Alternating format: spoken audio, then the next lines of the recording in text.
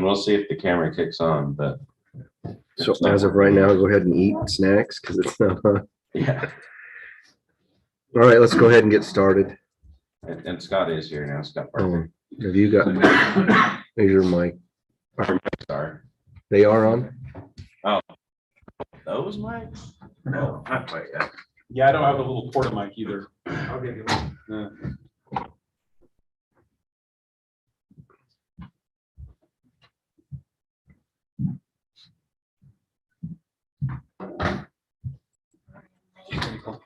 All right. I'm really doing. We switched to new time. Everybody's just still Yeah, on the- sorry. Off. Yeah, thank you all for accommodating that new time. That would be really helpful for staff.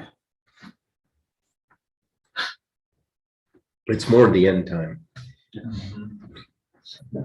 All right, well, let's go ahead and get started. I'm Chairman Thomas. I'd like to welcome everybody out to North Ogden City Planning Commission meeting, January 5th, 2022.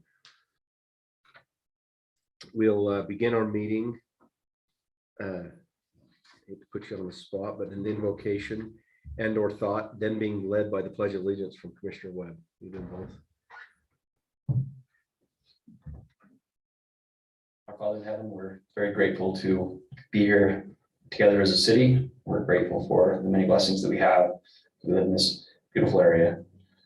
And please bless us tonight that we'll be able to be thoughtful and listen to one another and mindful and be able to move through these issues that we're presented with clarity and understanding. These things we say in the name of Jesus Christ, amen. Everyone, please rise. Pledge allegiance to the flag of the United States of America and to the republic for which it stands, one nation, under God, indivisible, with liberty and justice for all. Thank you.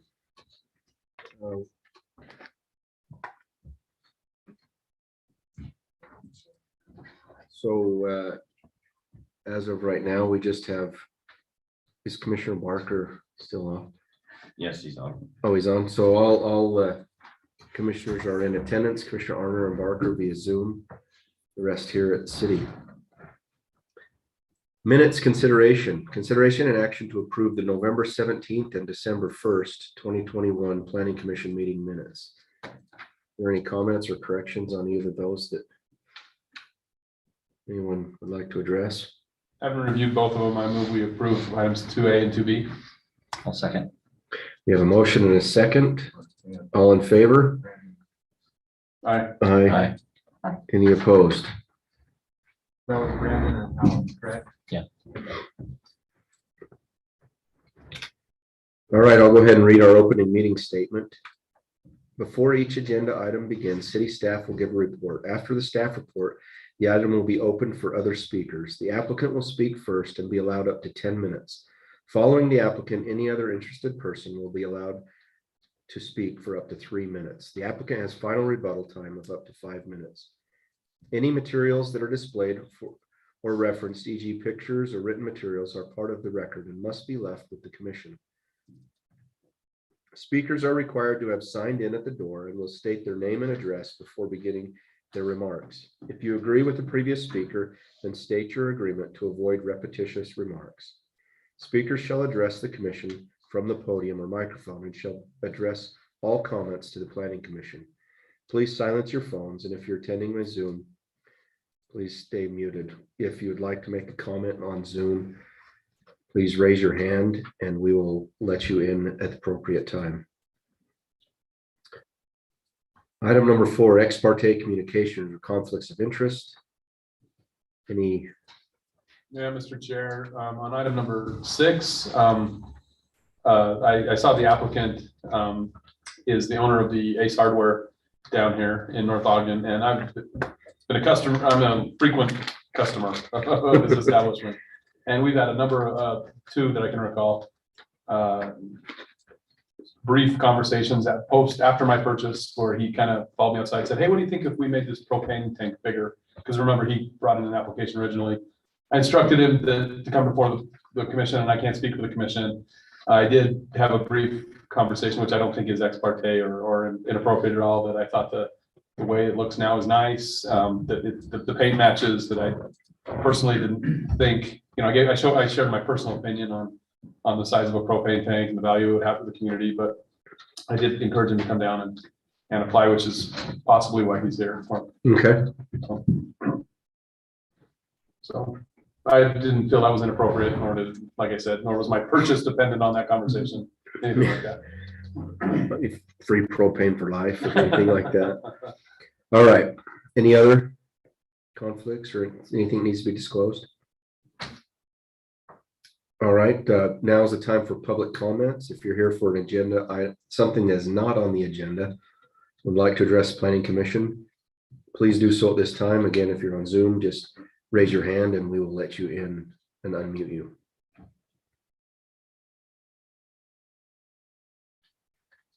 Do we have any public on Zoom besides our? Okay.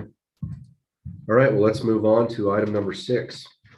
Tonight, we only have legislative items, which, just as a reminder, all legislative items are recommendations to the city council, and city council has the final say on them. So beginning with item number 6, we'll do zone text amendment 2021-9. This is a public hearing for consideration and recommendation on the legislative amendment to consider revising the propane retail sales requirements in the C2 zone. Our presenter will be Scott Hess. Scott? Thank you, Commissioner.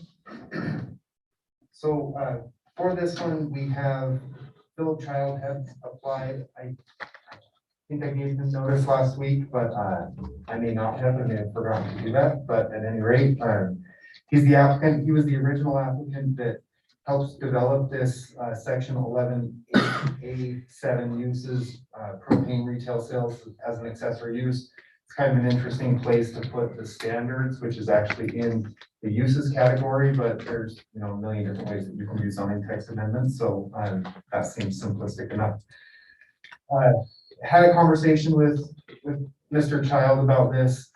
His 500-gallon tank, he's currently serving at least 3 city and probably more like 4 city, North Ogden, Harrisville, Pleasant View, and into Ogden City, depending on where you're coming from, the closest place for propane customers. Did a little analysis of who, you know, where the nearest next locations were. One is 4.5 miles west of the city in Far West, and then the other is 9 miles south in Ogden City are the next 2 nearest propane retail sellers. A little further away west and north up by Smith and Edwards, there's a third, but that one was kind of in between the 2 distances there. So I think at the time the ordinance was created, there was maybe a fear and an understanding that these things might start to pop up at C-stores all over the place. And I think that the market has shown that this just isn't a use that the market wants to provide. So Ace Hardware is currently providing a regional or kind of north county service for the city. And doing so is providing the city back with some fuel sales taxes that otherwise would go to other communities should those, you know, should another city allow a less restrictive propane tank to go in. Also, I was the planning director at Clearfield City when that 20-gallon or that 20-foot tall 1,000-gallon tank was replaced. That's a long-standing tank there on Main Street in Clearfield. It's hidden behind a little, maybe 4.5-foot tall, 5-foot tall wall. That's more for the fact of somebody not driving down into the storm detention. That's right there. There's a depression on the site. But provided that as an example for you to see what the new tank would look like. The tanks are essentially standardized. They come from the propane wholesaler. So, you know, Phil Child might own and or like kind of rent / lease that tank, but it's not something that we could say, hey, instead of 19 feet, 11 inches, can you make it 18 feet tall? I mean, they just are what they are from the manufacturer. So the applicant and I put in the staff report provided the specs for what those tanks would be. The zoning text amendment itself is pretty simplistic. He's not asking for a lay down horizontal tank, so there's no changes to that standard right now. This would be up to 20 feet tall. That's from the point where the tank bolts to the ground. So your understanding of 20 feet tall would come also with whatever level of that concrete, like kind of ledge and pad is, which a city in, North Ogden that's on hills, that may alter the total height. There'd be like an average height for that total tank, but ultimately, up to 20 feet tall, 1,000 gallons would fit the tank that the current wholesaler has that would be provided there. It would still have to meet all the same design requirements. The applicant has said they painted the same color as the current tank, and it would be literally just a pull one out and bolt the other one on. Is that in our ordinance though? Yeah, so there's design standards that they have to meet. And I remember, there was their coloration in there as well? Yeah, the tank color will comply with North Ogden Ordinance 11.8D3C2 colors and materials, which is the section related to our commercial C2 design standards. So I guess technically he could paint it a different earth toned color, but it would be not white as a primary color, no reflective metal surfaces. It has to be that muted, a muted earth tone color to meet the current standards. I remember that. Was there something about the lettering being red or not being red? Yeah, so there's no signage on the tank except for required safety signs and the word propane on two sides, the maximum size of 6 square feet per word. And so that wouldn't change. I think the red it's probably red because it's brown and red, the same way the ACE building is. There's no requirement for that to be red unless as a safety requirement, propane sellers require those to be red. I'm not sure about that part. And then they have they've got a few, small diamond signs that explain what's there.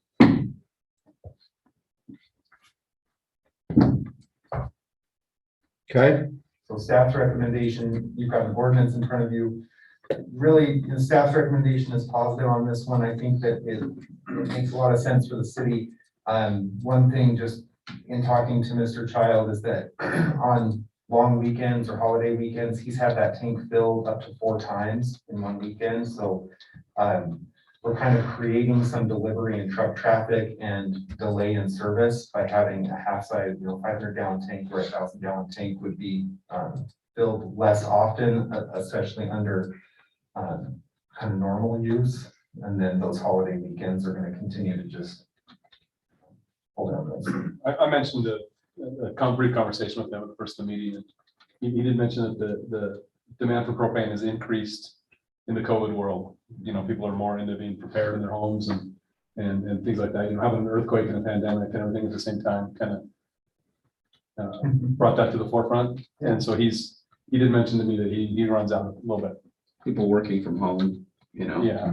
barbecue a little more. okay, thanks. Let's go ahead and open the public hearing.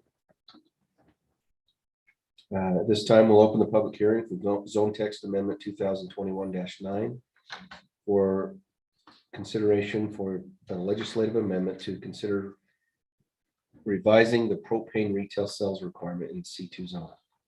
This time the public hearing is open. If you'd like to address us, please step up to the mic or again, raise your hand on Zoom.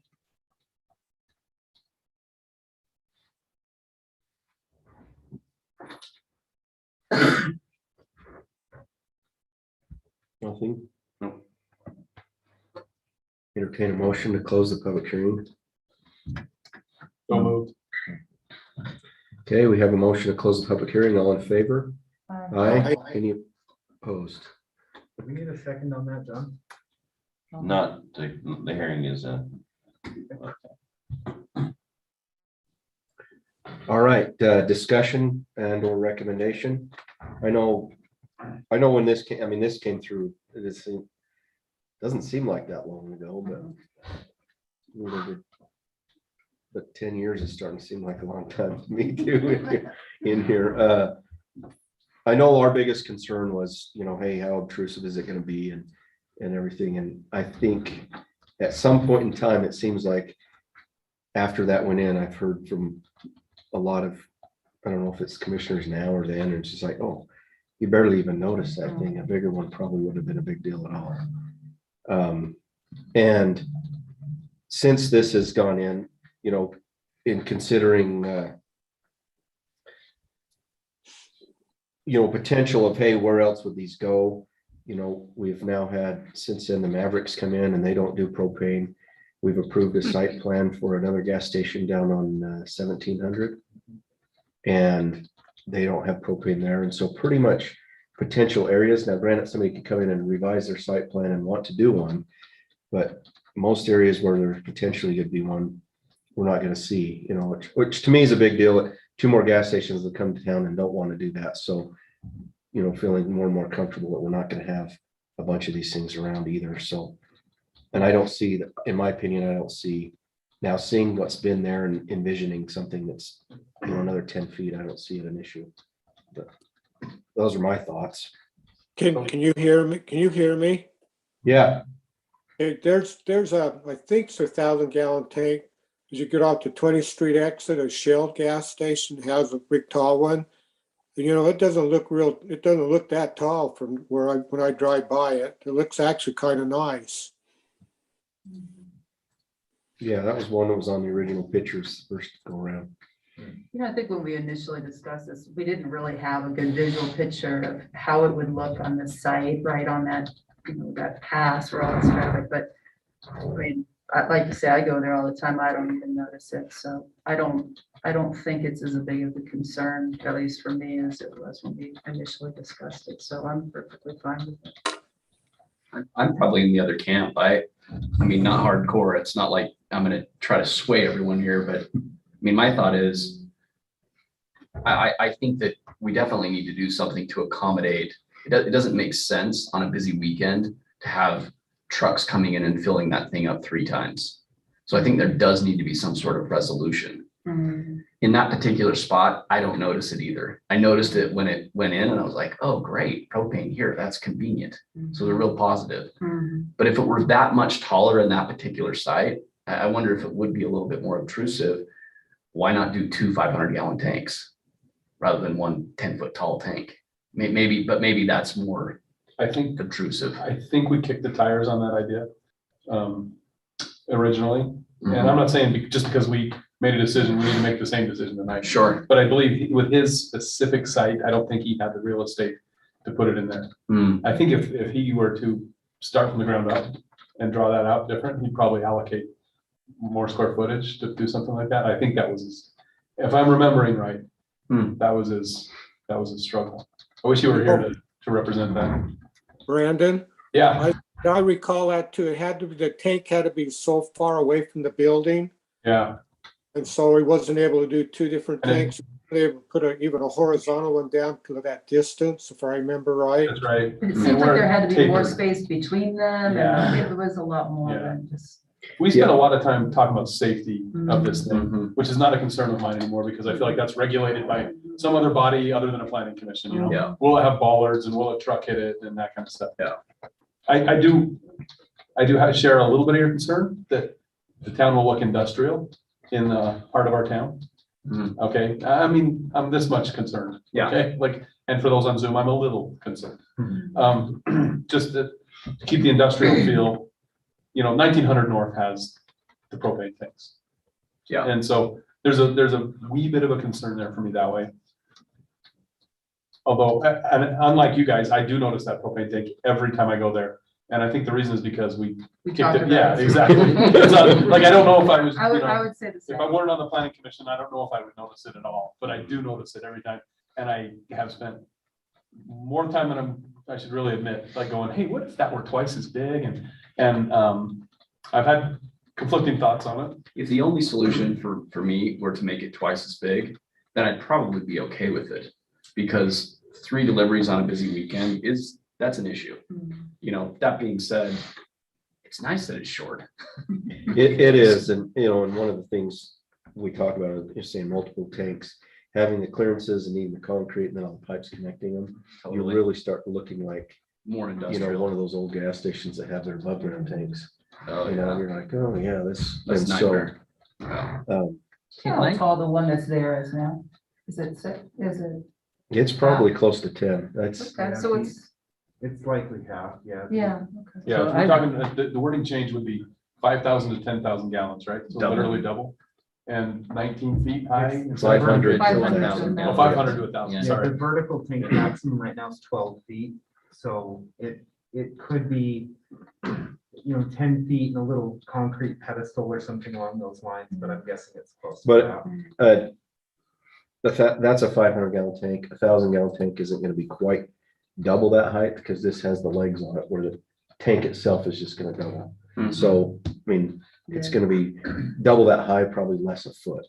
They're a little different shape. For whatever reason, the 500-gallon tanks are a little squattier and wider than the 20-gallon. So Oh, it actually might be twice as high as that, and you'll get a little bit narrower tank. But again, we really can't dictate the standards. yeah, yeah. Totally. I remember I that would from think before I'd is love to be able to do that. but you that can't would- have a custom Tank comes tank. with it.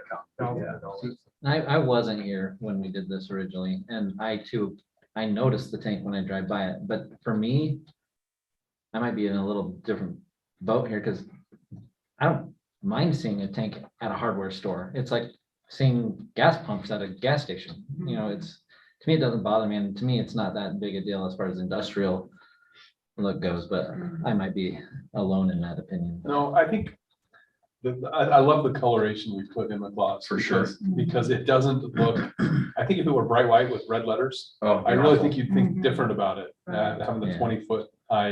Yeah, Like seeing how space much, shuttle. how well this actually blends in, it's Yeah. like it really Yeah, disappears. it almost looks like kind of part of the building. If we're gonna allow it to be taller, is there anything else that we could require now that we've seen it that would make it blend in a little bit more? I think we put that pretty much all that stuff in the first go round with the Okay. coloration and stickering. You can't use it as a sign and all those things. And that will remain. But to answer your question, what could we do? This is a legislative item. Yeah, We were making a recommendation to the city council here. yeah, that's Make right. it we all have- pink. And we can put anything in it, right? It Yeah. doesn't mean it'll pass, but Sure. that's within our, that's what we do. So we can stick, Needs to have the North Ogden sticker thing on it with a barn that doesn't exist anymore. Yeah, So the specific colors are muted earth tones, non-bright colors representing natural earth colors and values, including browns, blacks, grays, greens, rusts. White may only be used as an accent color. So that's what's in our design standards for our architectural stuff that this references, and that reference would remain. It doesn't have red letters on it though now, does No, it? it Oh, does doesn't. it? Okay. It does. They look like they're black or dark Yeah. Are they brown. black or something? I Yeah. thought they were red and like, It seems we did have a discussion about red lettering. I just said it's I'm not not sure, in they may there. be black, yeah.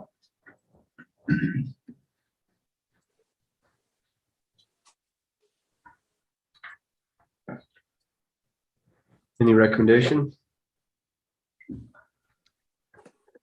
I'll make a motion that we forward a positive recommendation to the city council for approval of the zoning text amendment 2021-09. I'll second it. Thanks, Scott. Commissioner Arner, is that you seconding? Yes, sorry, it is Lisa. Okay. You have a motion and a second. Any other discussion?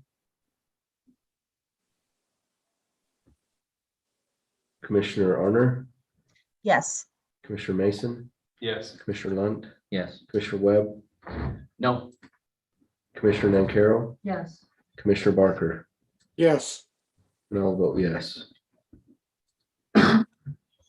Okay, that will go on to the city council. So I reiterate what I say normally, that I feel strongly that when it does go into city council, it should be reflected that we're a split vote. Mhm. Right? So, We'll write that in. okay.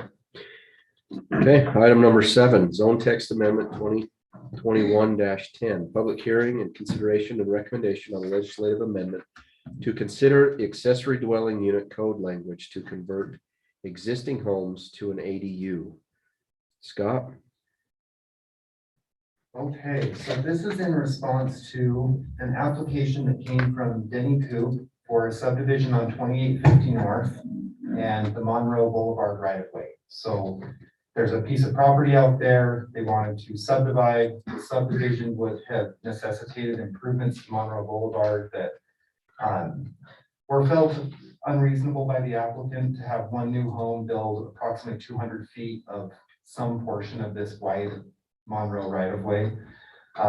In looking at solutions for this, they've come to council. They were looking at maybe doing fee in lieu or trading sidewalk improvements and all, any number of things. And one of the options that was thrown out was They have an existing old white home there that's been there forever. They've been renovating it in place. And what if the ordinance allowed that to be considered the ADU? And then they can construct a new home that meets the needs for their family on that same property. And then they can look into the future at some point and decide whether the subdivision and the improvements and all the other things that they could do would be worthwhile to them. And then they would just be landlords there and be able to construct their home. This isn't unprecedented. There's other cities who permit it, and our nearest neighbor, Weber County. This is language that I pulled directly from Weber County. But then in the time between writing this and today, I've been going back through and making sure that we do hit the pieces of the existing accessory dwelling unit code that are important and that we should keep and not make them exemptions, and realize that we had some stricter standards in there than I initially thought. So this seemed really easy up front, and then now I've kind of added some standards. So you have a hard copy paper here in front of you. And what this would do is it will allow an ADU to be, let me just pull this standard up really fast. Okay. Do you have one for Commissioner Mason? No, I'm fine on the front row in the lower chair. Where you should be. Yeah.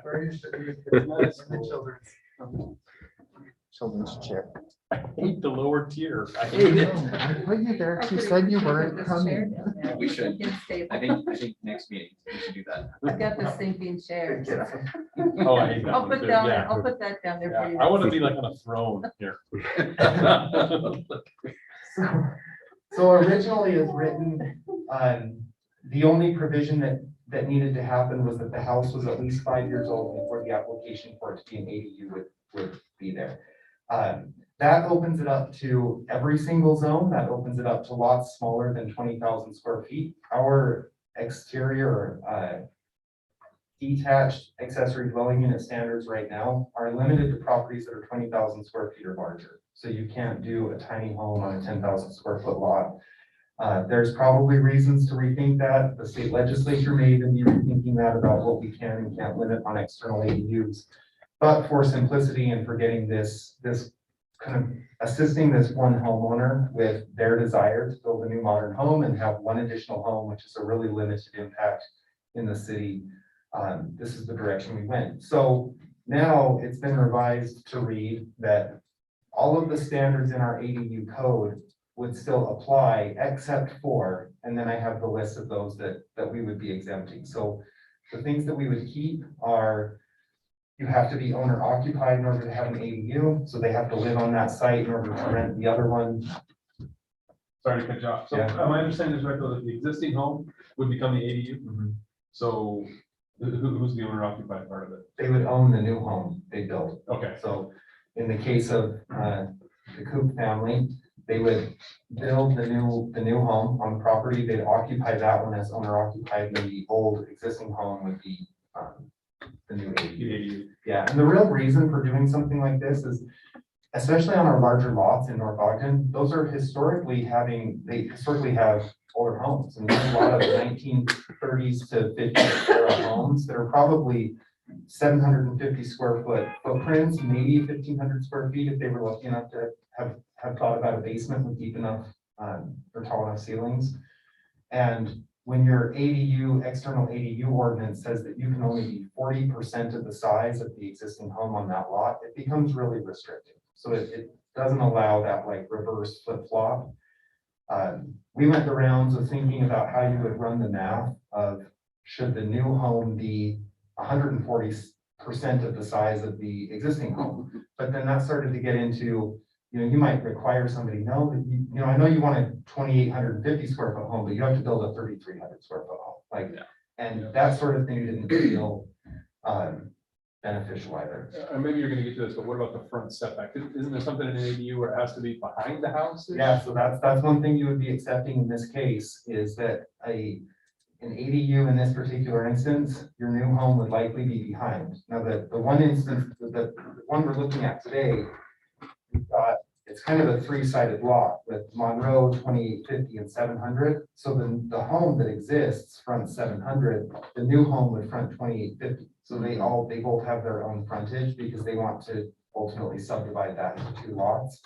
But in most other cases, say, is it 200 east or 250 east over behind Lee's that have those 1 acre parcels that aren't very wide, but they're really deep, you may end up with homes on the front that are rented accessory dwelling units with a long driveway back to a new home in the backyard, and you'd be accepting them. That's one of those provisions that is then exempted, that these, when you're converting an existing ADU, I'll just get down directly into what you're exempting. It's in the design standards for, so you're exempting the size requirement, you're exempting the location to be in the front yard, you're exempting the appearance, because you don't want to make the new home that they're wanting to build have to conform to what that old home might look like. You know, then maybe we'll get steel siding painted or something on a new home.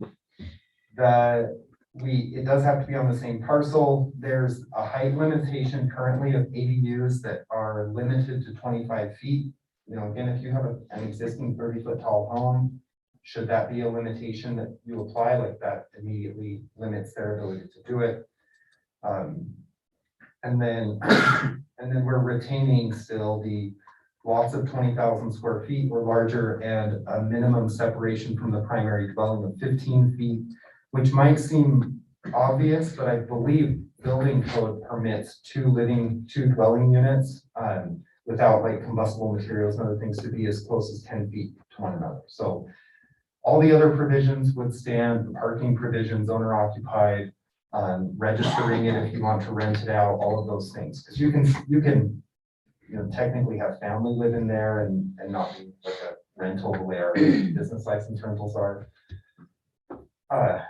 So that's the revisions. The revised ordinance that I gave tonight is what staff would recommend, is what staff is recommending, is those exemptions, and not to just exempt it from everything, because then, technically 10,000 square foot lots with existing homes older than 5 feet, they could have applied and built another home in their backyard. Mm-hmm.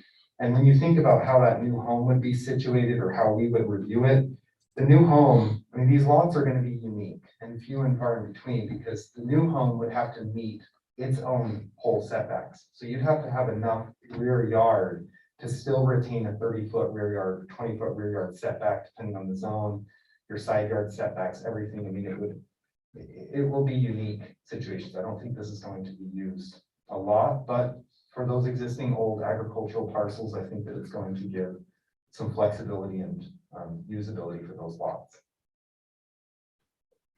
Can I ask a question? That's up to that man right there. Go ahead. Will it require individual service life? So the way the current ordinance is written is you can have up to 2 meters. You don't have to have up to 2 meters. So if they can serve the new home off of the existing service, like backwards through the lot, they are able to do that, but they are able to have 2 meters, if that makes sense. So it's like, Sure. yeah, it's up to them. It's just that if they want to subdivide in the future, that's going to be an issue. Yep, they have to cut the service and change it. The other thing is all new external ADUs pay an impact fee. So, that's cost borne by those that new homeowner in that location is an impact fee. So that stays in the code. Okay, thank you. Let's open up the public hearing for zone text amendment ZTA 2021-10. Recommendation on amending the accessory dwelling unit code language to convert existing homes to an ADU. The public hearing is now open. If you'd like to address us, please do so at this time.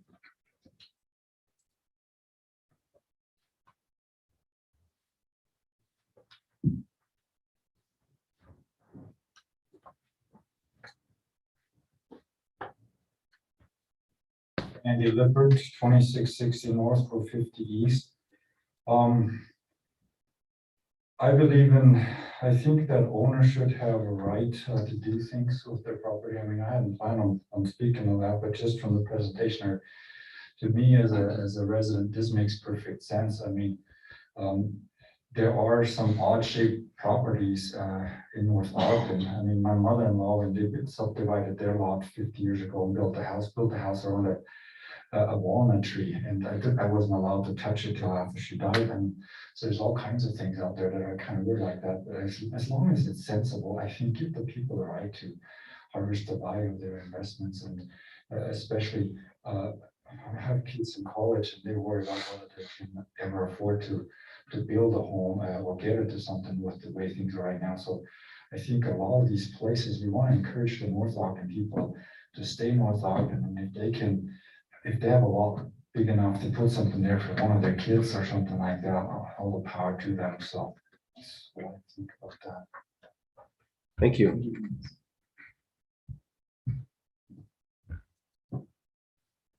Do we have any public online? We do have some public, but no one has any No hands. comments. All right. Make a motion to close the public hearing. We have a motion to close the public hearing. All in favor? Aye. Any opposed? All right, discussion and recommendation. I like this. I think it makes a lot of sense. I think that the owner occupied element really changes situations. It's so much different than a duplex. You know, when you have the owner living there, who cares if it's out in front of the new house that they're building? It's only going to encourage that house out front to be maintained well and look nice, and they're not going to want to drive past a junky house every day to pull into the new home that they just built. It seems very unlikely. So I just think, I mean, there may be some things that I'm not thinking about here, but I do think we've got a lot of odd shaped lots, big lots in North Ogden, where this could be a really smart type of density. I think it makes a lot of sense. I have a question. Does an ordinance make it where a person ADU, you has to live in the existing home? So No, they'll I be can't- able to live into the new home that's built. They just have to live on the premises, which is the lot itself in one of the houses. That's what I wondered. I want to make sure.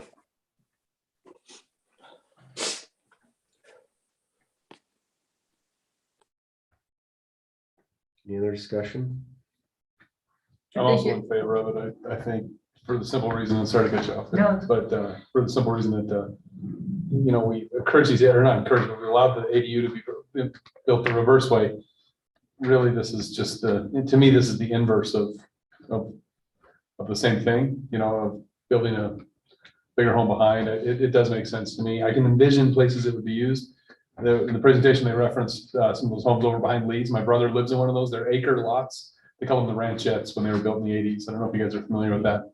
So they're acre lots. They're narrow and skinny. And I've thought about ways that, you know, and some of them have now, because we put in, what is it, 300 East or whatever it is there. They're double fronted almost. And there would be lots of opportunity there for that, rather than just having an acre of lawn, which many of them have now. So put it in home. I'm in favor, I think. I haven't seen the downside yet, if there's one. We keep thinking about what's the cap. What's the gotcha? Somebody will build one out of metal. Can we add a provision that my in-laws are not allowed to utilize this? You bet. You put it in. Commissioner Carroll, you were about to speak when I started talking. Did you have? You know, I'm in favor of it as well, and I don't know if I always would have been, but I think times have changed in recent years with property values just out of sight for most young people or actually most people to buy anything in North Ogden. So as Mr. Lippert, you know, articulated in a very good way, I think it just provides additional housing opportunities for people to get the best out of their property that they can.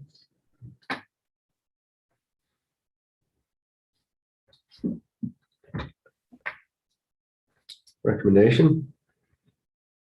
I move this, Sounds like I it's move this approved as written. I'll second it.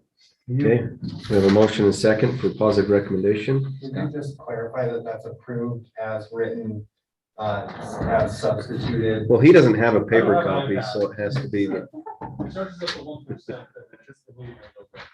I'm sorry. But as, yeah, the substitute, as presented tonight's meeting. correct, yeah. Yes, so. Okay, so modified. I modify my motion thusly. So seconded. All right, Commissioner Mason, Yes. Commissioner Lunt, Yes. Commissioner Webb, Yes. Commissioner Nancarrow, Yes. Commissioner Barker, Yes, Commissioner Arner. Yes. I vote yes. So I don't want to continue to rehash that. I thought there'd be a little bit of discussion before the vote, and I wanted to make the Oh, following sorry. point that this, not only that, this allows someone an ability to maybe buy some kind of a starter home and love it and keep it, and then build their maybe forever home behind it. That's, you know, there's some I thought- opportunities there. Yeah, Yeah, I thought Scott explained that to us. That's why maybe we need to talk about it. I have had a COVID booster. I'm not all there. Was that all Yes, Yes. yes. All right, item number 8, Zone Text Amendment 2021-11. Public hearing and consideration and recommendation on a legislative amendment to consider adding 2 family dwellings back into the RCC zone. Presenter Scott Hess. Scott? Okay, thank you. This is one of those things that seemed like it was going to be so easy when I thought about it, and then I realized that the city used to have 2 family dwelling provisions, and those provisions were eliminated, and then the ADU provisions came in, but those 2 family dwelling provisions had a bunch of crossover information, like the meter, you know, what meters you had, is it single service, is it dual service, are the impact fees, what the lot widths look like. There were limitations on heights based on its setback from the property. So this is really more of a discussion. I don't even have an ordinance for you at this point. I think that the discussions we've had with General Plan Advisory Committee, through the Planning Commission as well as with the council, there is support in the city for looking at 2 family dwellings. You hit the nail on the head a minute ago with what the primary difference is. You can currently do an ADU, but a 2 family dwelling could be owned completely separately, and then you have 2 rental units on that piece of property. There are ways to mitigate or change how you do that, and I tried to show a really simple line drawing in the staff report of how this property ownership could go. So for the RCC zone, your minimum lot width is 80 feet. Here are some existing 2 family dwellings in North Ogden. These are down closer to 1700 north. And they meet the current lot width in the zone that they're within, call it R18. So they're 80-foot or 90-foot frontages, but they're not split. They aren't splittable. They're not separatable. So one interest ultimately owns those, and then either maybe lives on one side, maybe rents the other, maybe rents them both out. But I'd like to look at maybe some provisions that would allow maybe the next drawing down, John, which is you have a lot width for a 2 family dwelling that meets the RCC zone, 80 feet, but then you can bifurcate that lot down the middle, and then you end up with 2 ownable parcels. And this is what I think would lead to, you know, it's not going to stop somebody from coming in and buying it and renting 2 separate units, certainly. But this is a way to drive affordability in a currently unaffordable market, because then you're buying 50% of the land area, and in reality, by construction costs, less than 50% of the building, because it shares wall, it's shared wall construction, so all of your initial construction costs are shared between those 2 units and then sold kind of as a split interest. And there's some downsides to this. You know, with this type of unit, you end up with 50% of that lawn area could be immaculate, and the other 50% could have, you know, junk carpets on it. And so there's this like dichotomy of what you value and what you want to do. There's a third option, which I didn't propose because I think it really only works in a 2 family dwelling subdivision, but it's what would be called a condominium plat. And basically the building box of the house with maybe a 10-foot rear yard and a 5-foot front yard is split in half and then sold. So you don't own the whole thing from the curb to the backyard, but rather you own what your box is, like a townhome or a condominium flat.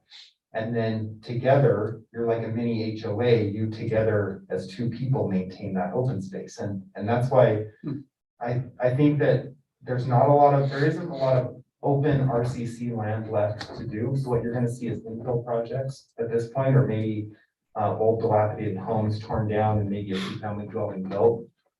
So that condominium situation really works best when you might have 50 lots of these, like 100 units of them. And then one HOA maintains everybody's front yard, rear yard, side yards as a collective. And that's the case across the street here to the south of us with the 500 or 5,000 square foot lots. So that's legacy. So all of the maintenance is done in front yard, rear yard, through the HOA, and it's all maintained the same. So that can work really well. It's a totally different type of animal than what we're dealing with. This is looking at how we drive affordability, permitting a little more flexibility. And then the other is at the time that two-family dwellings were pulled out, because they've been, long history in this, even in the city center of North Ogden and other areas of being permitted uses.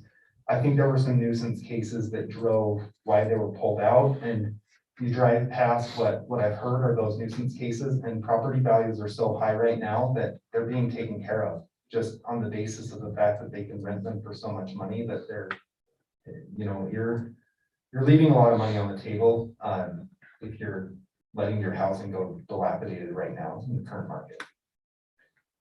And one of the other ones, the duplex, or it's technically a twin home, but the duplex, as everyone's called it on 2600, was the final straw that was take this opportunity out of the RCC zone.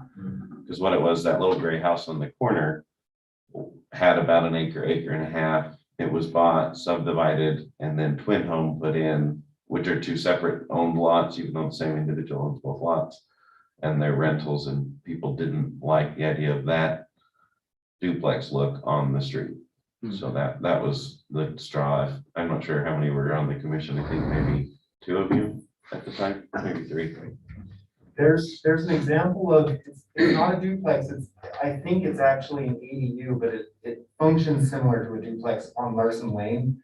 And you have an existing single family home Rambler with a 2-car garage, a front door, and then another front door and a 1 or 2-car garage on the other side. It was an add-on. So you could get the same look out of an ADU. The difference being, the whole difference is that owner occupied portion of it, So for somebody who owns an acre and a half and they want to split it into 3 and put 6 units on it, 3 duplexes and rent them, or if they're splittable this way and sell them, it's a totally different type of market housing than that same person could maybe subdivide and sell those lots to people who may or may not elect to do ADUs.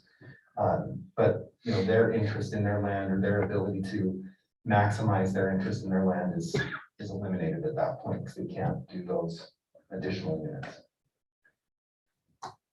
Yes, sir. I'm struggling to see the difference between a traditional duplex and what you're proposing. It's a traditional duplex. Duplex is just So you're splitting the lot down the middle. It's individually owned on each side. Yeah. And there's one red building built in the middle of the lot. Yep. That has a wall between it and. But technically, is a traditional duplex a single lot with 2 units on it? Yes, that's the Yeah, difference, is that we're splitting. That's the difference. Is what now? Sorry. This one, the lot could be split into 2 owners, where a duplex still has to be owned by one person. Yeah, so that could be owner A and owner B. So that's 4 owners. And this is for our residential city center. This is the RCC zone.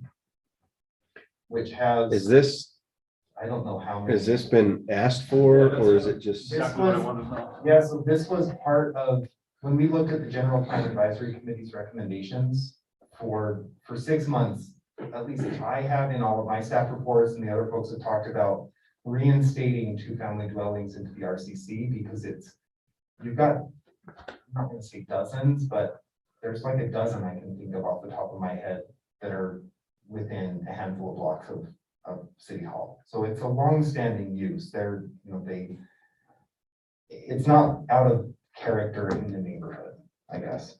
But the question is, do you want to have more of them, or is what's there enough and you don't want to put more into it?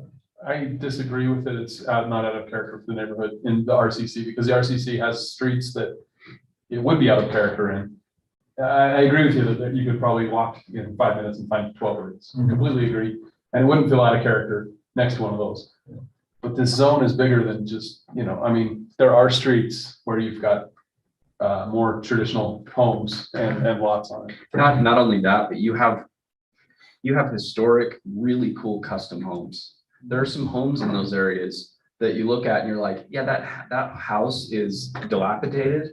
But if someone came in and put some money into it, it really could. I mean, you look at Sugar House, you look at the avenues, you look at, you know, areas of East Ogden, that there are places where there are homes that if you put money into remodeling those, this neighborhood could be exceptional, you know, and I know some people disagree with me, but I've remodeled a couple of homes like that myself here, and they turn out that way. They've got great wood floors. The construction's amazing. The lumber in them is incredible. They're great houses. I don't disagree with you, but I'm warning you. I mentioned in here that the RCC is the avenues of North Ogden one time, and I got laughed out of the building. Well, guess what? I'll get laughed out of the building with There you. was scoffs and guffaws and everything from the. It's not now, but the possibility of that for North Ogden definitely exists. I They're agree. incredible I agree. homes. They're homes that took a year to build. You know, this is before my time, I think slightly before when they did away with it, but if I recall some of the discussion, it's because some of those became problematic in the RCC zone, some of these that are within walking distance. How they were managed, how they were maintained, how they looked, and it didn't seem at the time like it was a good fit or was really looked like we wanted to encourage that type of construction of the side-by-side rental units in the RCC zone. It just didn't seem like appropriate use for it. So. You guys might remember more of the history of it, but Well, I think that's partly the ADUs being able to be in that area was our answer to say, if somebody lives there and wants to rent out part of their property, you know, and say, okay, this is the avenue to do that versus because they gotta live there on the property versus somebody buying it, turning it into 2 rentals and living in some other state and never Yeah. seeing it. Yeah, the owner So- occupied thing changes everything. yeah. So that was kind of the answer, I think, was, you know, through the ADU process to be able to allow some additional density in the area, but So when Eric asked, what's driving this? Is this being driven primarily by the general plan committee wanting more diverse housing options? Because I remember their presentation and I remember them having courtyard structures and stuff, and I respect the work they did and what they're trying to get to. I have concerns about this specific motion or item, Yeah. but that's why I'd like you to double Yeah. down on what's That's- driving this. That followed by staff thinking that it was a good idea to reinstate it. And then further, we've got that area of the general plan advisory committee that the planning commission has now recommended that runs beyond the RCC zone. The area along Washington Boulevard it's 400 east, turns to 450 up to the townhomes and then circles back down. That's actually mixed R18 and R18 AG that we recommended 2 family dwellings as an overlay there, and the standards would be applied. You know, we kind of use this as the forum to develop those standards and then probably reference them back in there. I don't think it's any one driver. You know, there was support at the council on the heels of those housing discussions to look at putting 2 family dwellings back to the RCC zone. And it's just taken me, there's been a delay in me actually looking at writing an ordinance.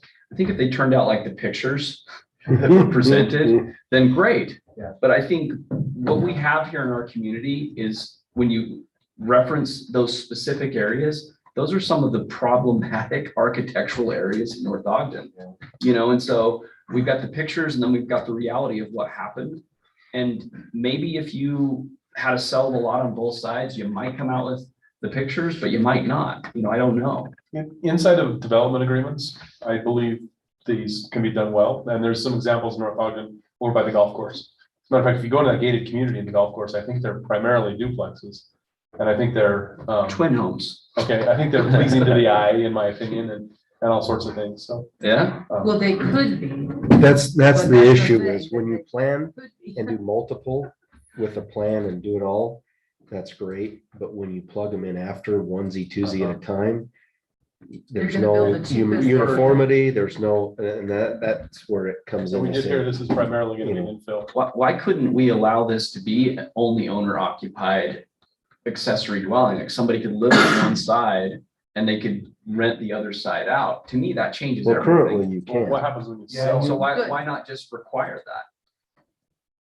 We do through the ADU ordinance. But you can't, the problem with this one is you could sell the other side. Yeah, how do you move? How do you say, you sell that other property, you have to live in this house forever? Yeah, Because if you we do, split your if we do the property. second version there where Yeah. it's 80 foot wide but split frontages. And, you know, there's compelling reasons that would say the ADU ordinance covers this. For those people who want to do this, because they can split their larger lots and they can sell them to other people who are like-minded, and might want to maximize and rent out a portion of their property. So this is not one that staff will follow the Let's- sword over. We will have a look at the general plan, if that's the case. So I'm gonna play devil's advocate and actually go positive for a second on this. One thing that splitting the lots would do. Whoa. I know. Well, one of the things that splitting the lots would do is it would increase property values in the RCC zone.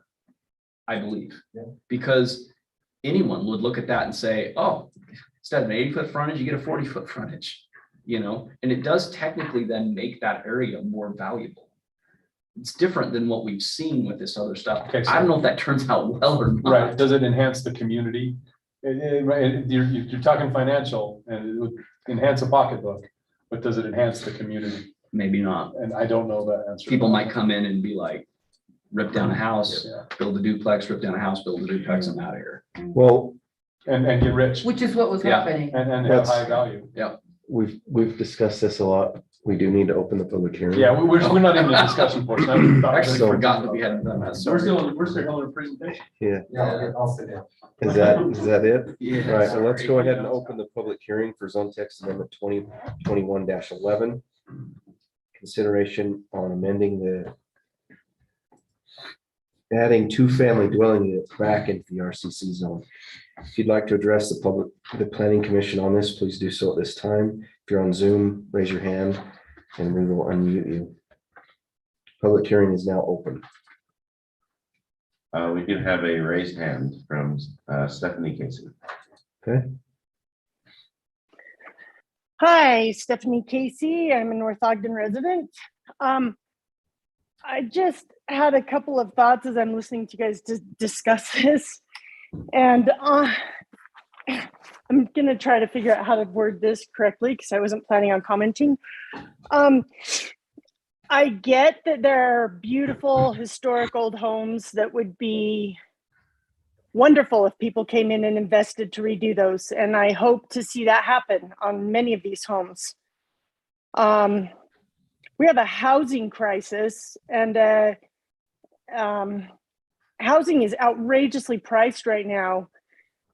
And to assume that that is the only way we're going to have quality, or that it's not going to be, or to stop it from becoming a nuisance or these things is sad for me to hear, I guess. I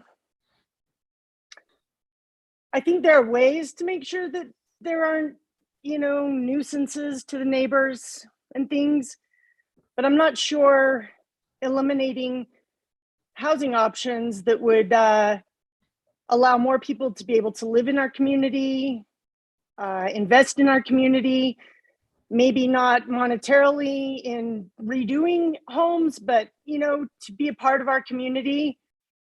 I think that should be looked at and really considered. Anyway, I hope I was clear without being, I see what you're saying. I just, I don't know that looking at it as just being nuisances or problems is, I think there's ways to tackle that without eliminating some housing options that would really benefit many. Thanks. Ms. Casey, I have two clarifications Okay. for you. This is Commissioner Mason. I don't know if you can see me or whatever. So, Uh-huh. am I understanding you correctly that you're in favor of the motion you're in favor of the resolution you're in favor of this? You'd like to see. Yes, absolutely. So- I think we have many examples of two-family dwellings throughout our community. In fact, there are more than not that are not nuisances, that are actually beautiful, fit in, and have offered. I know 2 friends that live in such units, and because of that, it has allowed them to live in the community. They couldn't afford a single-family home, and Okay, so my second question was, and I heard you, I hope you heard me reference earlier, I appreciate the work the General Plan Committee did with some different various housing types. yes, no, I did.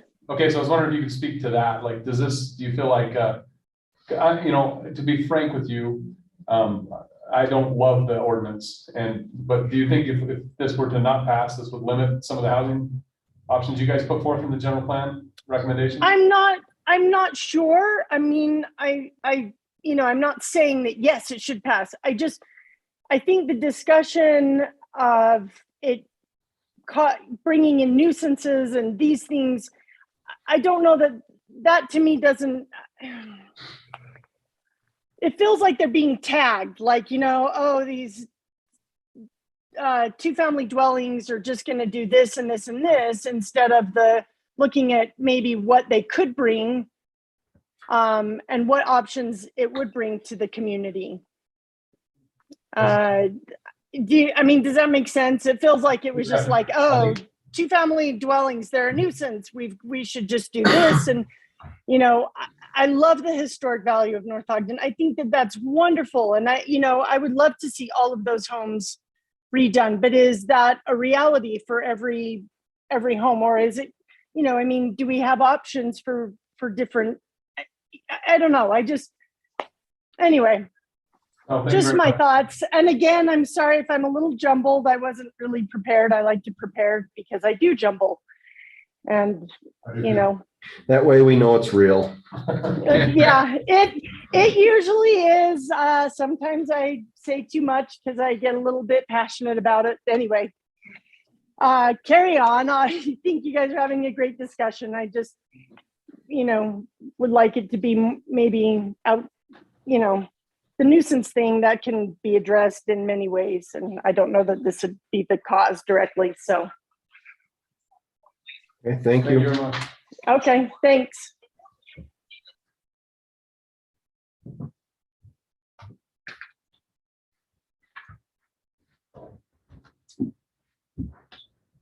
Andy Lippert, North Ogden, 2660 North, 450 East. I'm gonna acknowledge Scott Hess notifying me.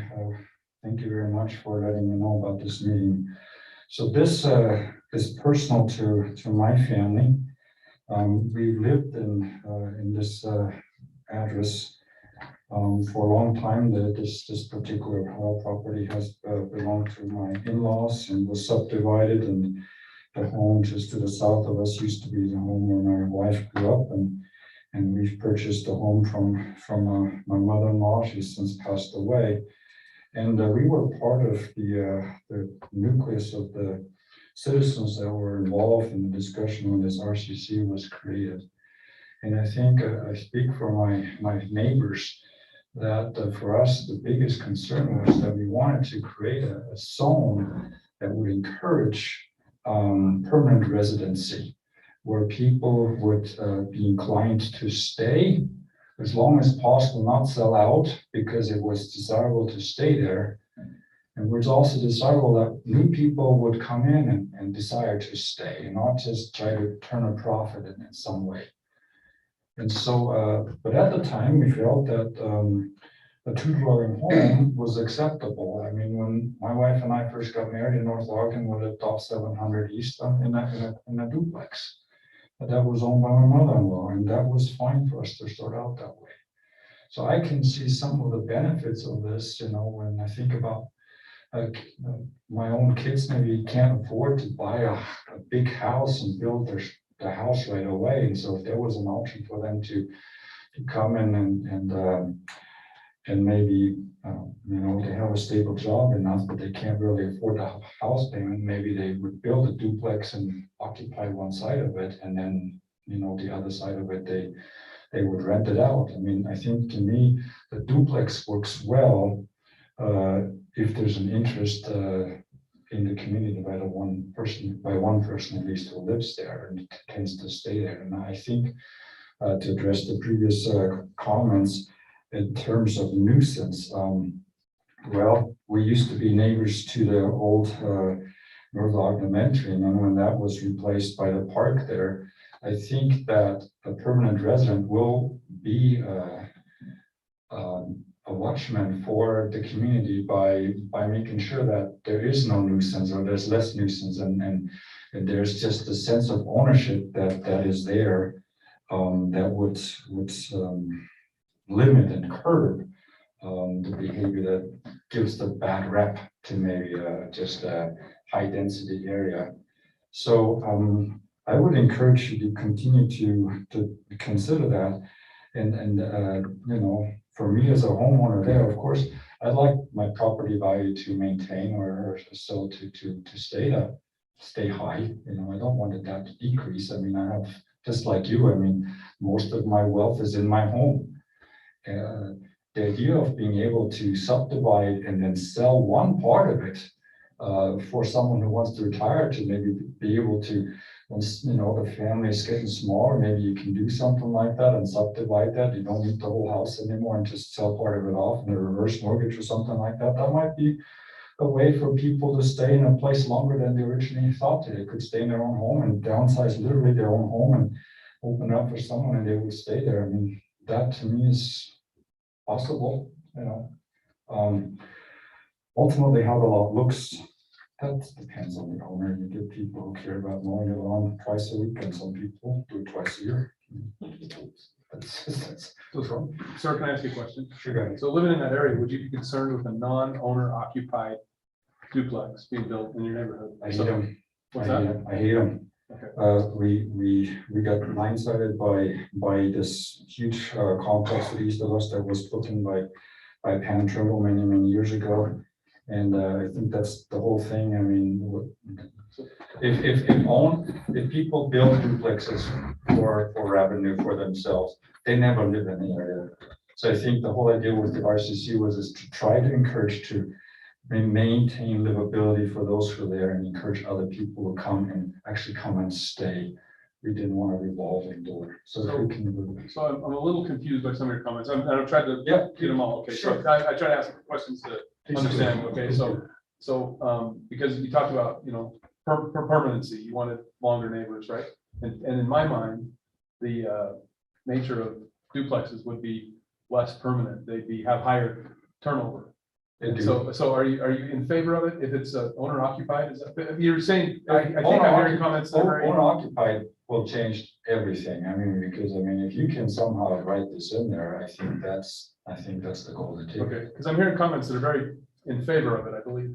Yeah, I mean, I think that when the citizens got together and talked about this RCC zone, we realized that there has to be higher density housing, and we're not against it just by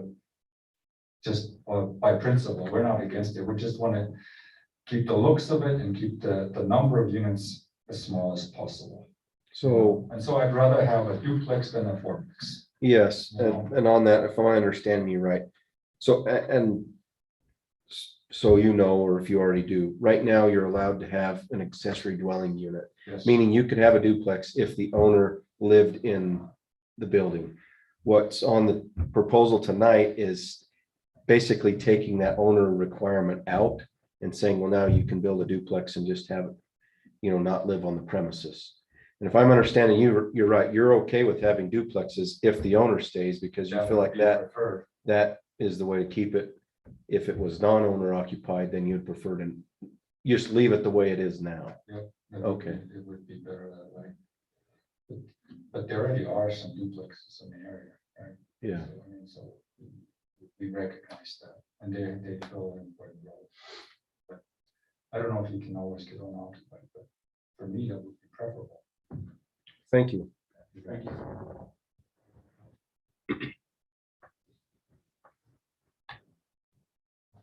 Anyone else online? Make a motion to close the public hearing. We have a motion to close the public hearing. All in favor? Aye. Any opposed? All right. Continue the discussion. We talked a lot about it. I guess for me to start off, you know, having somebody who lives in that zone make the comments and feeling like when we've created the ADUs to try and figure out a way, how do we address affordable living and maintain what we want as a community and all these things. I feel like the ADU addresses that and, you know, really heavily weighed on resident who lives in the zone now saying, you know, I wish there was more here so we could get more opinions, but, you know, saying that if an owner lives in it, they're fine with duplexes, if not. And so that's kind of my opinion I had originally with this.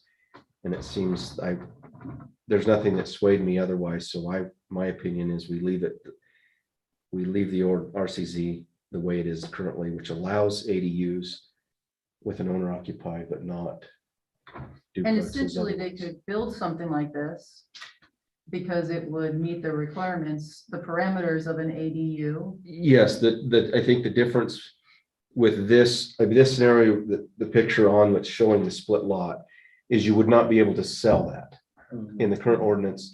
With a dual home, you could essentially create a property line on that dash line, sell half your house to somebody else and have two separate owners on the same parcel. Well, it actually becomes a separate parcel with the county. But so that you would currently, you can have two people live on the same property, but it's owned by one person. The change to this to add two dwelling units would be two people living on the same property with two owners, or two units on the same piece with one owner. In That's California. yeah, Exactly. yeah. So that's my opinion. Concur. Eric, I agree with you. I'd like to leave the way it is with the understanding, you know, what owner may be there doesn't necessarily guarantee it'll be upkept, but it runs a higher chance of it being upkept. Yeah, I mean, I recall, I mean, I know that comment was made about some townhomes in the area. Those of you who may drive home along Washington Boulevard up the hill, I think it was 6 years that siding was off one of those townhomes that blew off and never was replaced. And that doesn't mean that, I mean, I think the owner of that doesn't live there, but lives in the area. And it's just, it doesn't say it always is upkept, but it's things like that, you know, if it was my property, it would have been fixed, but at the same time, even an owner living there, there's a little bit more tenancy that, and so I really feel like that helps our community is encourage ownership. If we're having, I mean, I'm of the opinion, I want to see more density in the city to allow for more people to live here, but do it if we're going to do it in single family houses, then let's look at zones that have smaller lots and enable those smaller homes to more density. Or if we're saying, hey, we want affordability, then let's, like we've done thus far, let's look at the multifamily and keep it in areas. And we don't need to kind of cross the two. And unfortunately, downtown RCC zone, that is kind of an area that potentially is going to cross over and do that, as most downtowns in all cities do. But I'm of the opinion multifamily projects as rentals owned by one person are maintained well. Duplexes, like when you start getting multifamily, is one person owns a duplex, it's a coin toss of how well it's going to be maintained. And then, you know, but an ADU that's owned by the guy who lives 20 feet away, it tends to be maintained better. So I think one thing that happens with the duplex too is you get someone maintaining it poorly on one side. And then because of that, the other side starts to be, you know, it's a lowering effect. Whereas if you have an owner occupied there, sometimes there's you know, something's being taken care of. Sometimes the next house ends up being taken care of. You know, that being said, I'm thinking about the comments that Steph made and even some of the comments that Andy made, in particular about this area. And, you know, just sitting here thinking creatively, like, why don't developers in this particular area do ADUs? You know, there's some lots that they could do that. And I think, that's kind of complicated for them. And someone's got to live on the lot, and it makes it hard. And so thinking about Steph's comments, like, you know, maybe this isn't the solution. I'm likely to vote for this, but in this particular area, how can we get creative and make it easy for a developer to want to do an ADU? If density is your goal, if density is your goal, and we're only considering density, then something like this makes a lot of sense because it eliminates the setbacks that would otherwise exist. So, you know, we can't just say, hey, we could allow smaller lots in this zone and single family homes, because they have to have setbacks. They'd have to be right in the middle of the lot, and they're unlikely to get it. So if you're going to have real small lots like that, you're going to make the most efficient way to do it is to push those walls together, eliminate the setbacks. Yeah. And you've done what we're talking about on the hill, which is clustering, which is preserving open space by pushing buildings closer together. Mm-hmm. So I appreciate that, although I agree with everything I think that's been said. That I think I disagree with what's going on here, but I appreciate. But to accomplish density, we're going to probably need to consider things like this. If density is what needs to happen for affordability or for whatever reason, you know, because we run out of space, whatever. You know, I think there might be a place for this in other parts of the city, but I just don't think it's appropriate in the RCC zone. See, and I think on the addressing the density issue by itself, I think before we go and start creating these, the problem with the increased density I go back to is the ownership.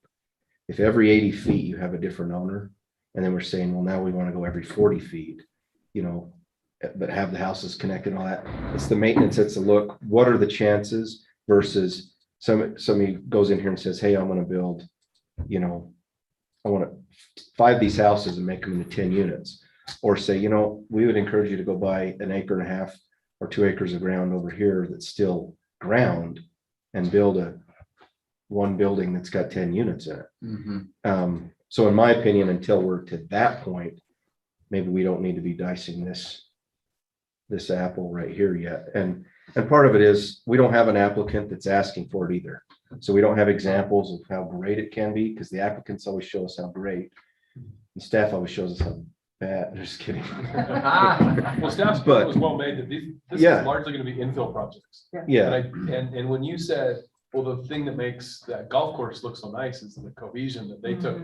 They took an entire street and did this on an entire street, and same with the what do we call them? The Legacy. Yeah, those kind of things. You know, it's like that was designed for the neighborhood to be this way. The infill, I do think we get some weird inconsistency. I think I'm against this. The one, I guess, one limiting factor to think about is that our current ADU for exterior or detached ADU ordinance requires a 20,000 square foot lot.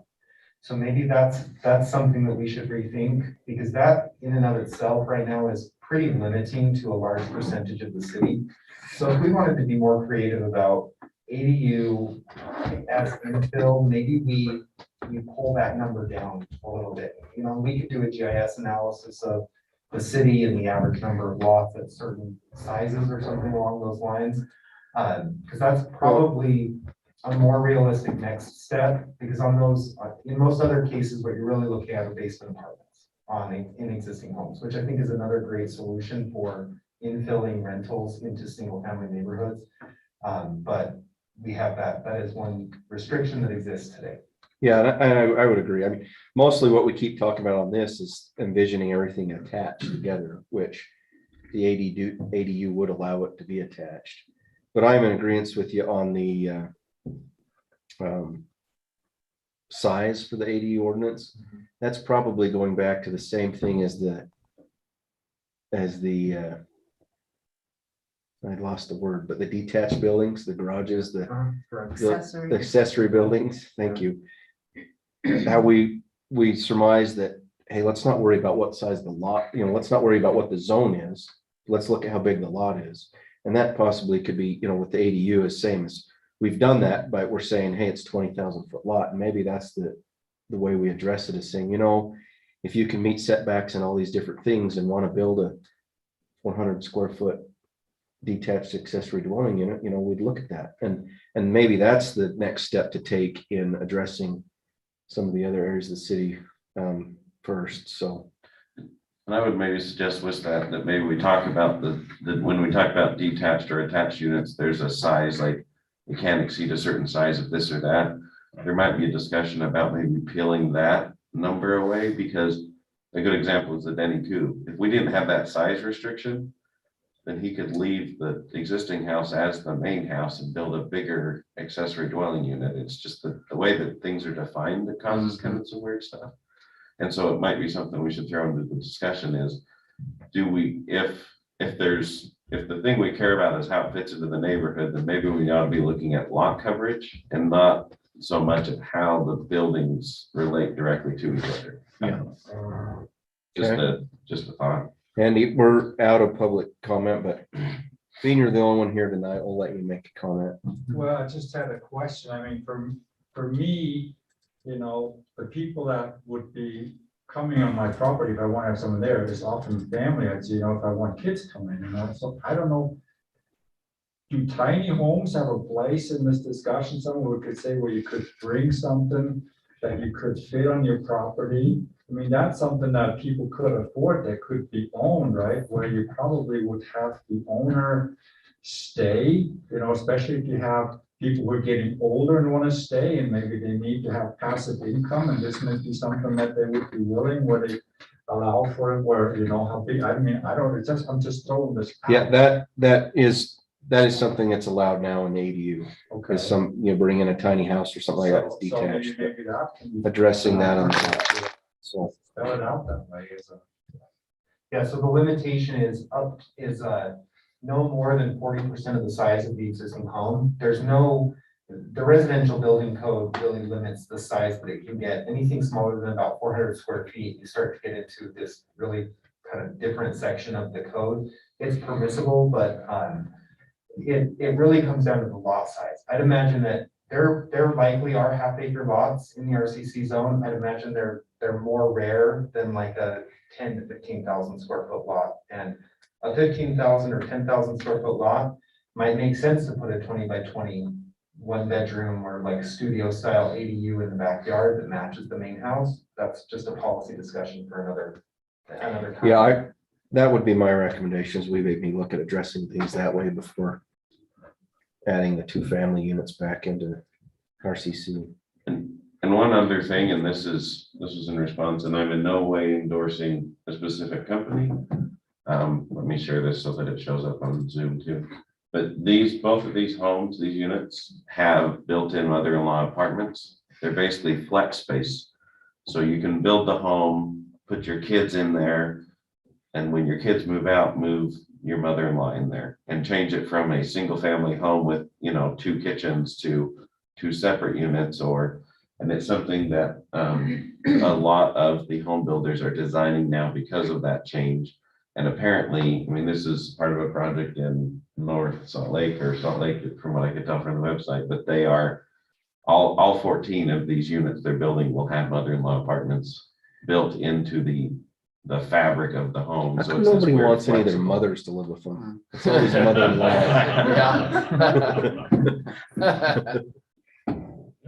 I think you've got Thanks, a lot of John. these going in on the south end of Salt Lake Valley too, and what you particularly have are people moving in from out of state. Someone buys a house, they're a single person, they have no intention of getting married, but they want to own a house. They don't want a roommate. They want someone to live in the house, share the mortgage, so they want to have a rental, but they want to have like a wall. You have a separate entrance, and it's a creative way of still having owner occupied.